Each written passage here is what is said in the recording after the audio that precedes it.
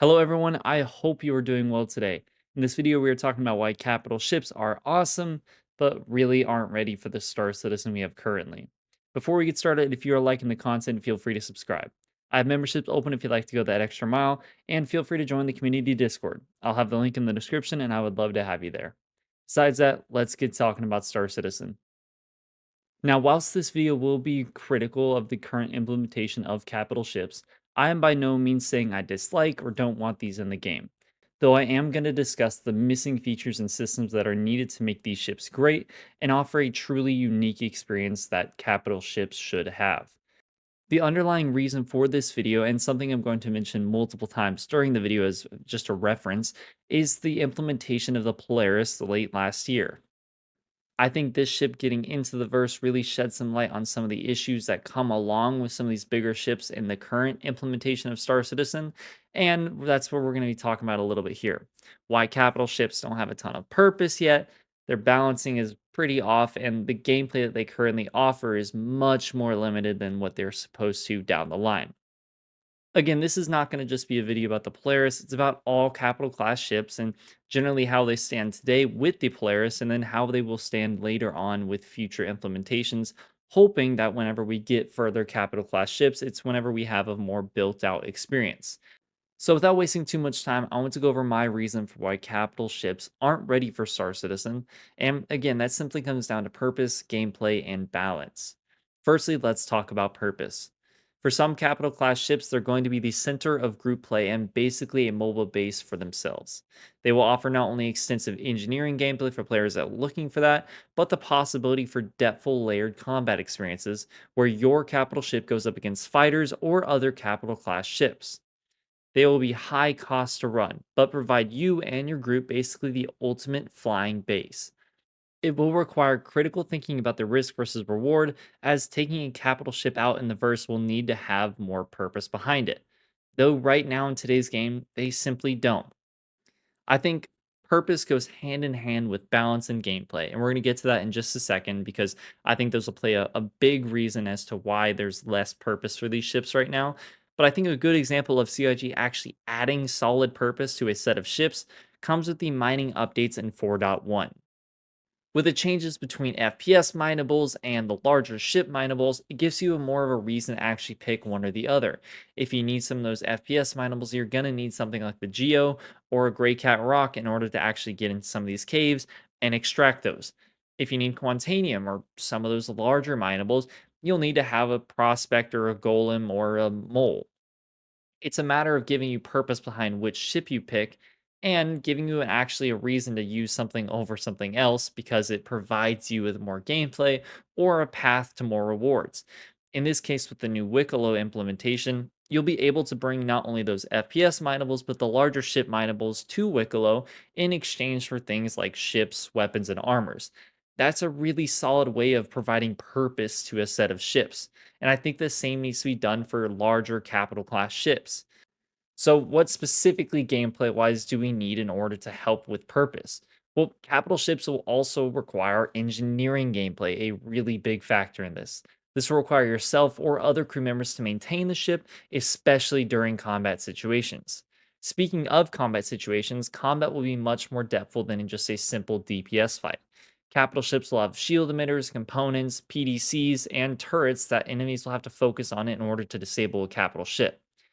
They also talked about in the IAE show that if you have capital versus capital gameplay, you'll be able to mark targets with your hologlobe, allowing you to create groups and assign them a target on the opposing capital ship for your fighters to actually attack. And then post fight, you can board using a ship like the Legionnaire or simply EVAing with the help of hacking.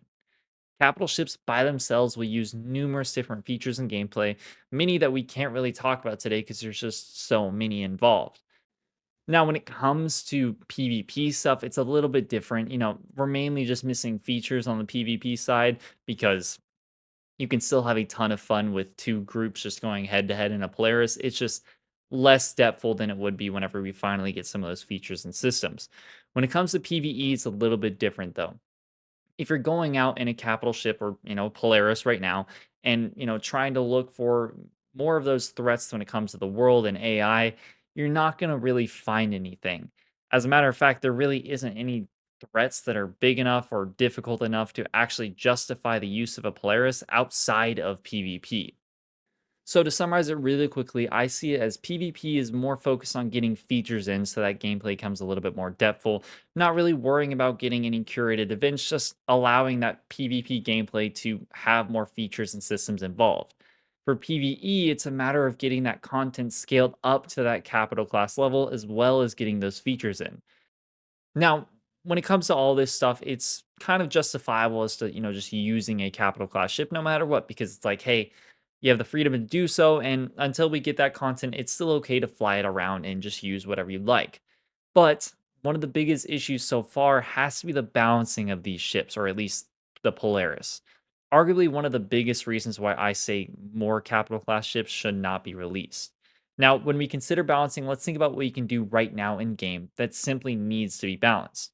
One of the largest issues that I see is that players that fly the Polaris in atmosphere can just float and look around like there is no problem.